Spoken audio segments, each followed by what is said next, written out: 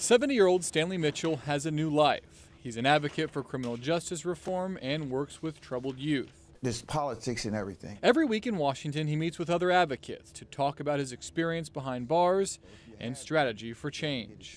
I got life plus 18 years. In 1978, Mitchell was convicted of being the getaway driver in a home break-in that turned deadly, a crime Mitchell says he did not commit.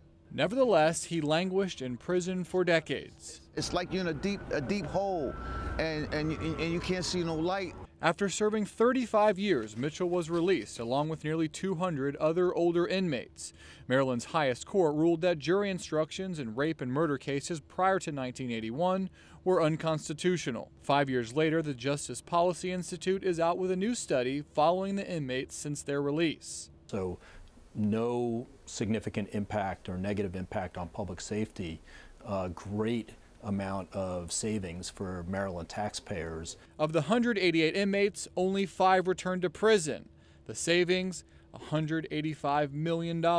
Mark Schindler with JPI wants to apply the lesson nationwide. We can safely think about ways that we can have them back in our communities. A bipartisan criminal justice reform package working its way through Congress allows more elderly and terminally ill inmates to apply for release. But the bill faces opposition from tough-on-crime lawmakers and could get caught up in congressional gridlock.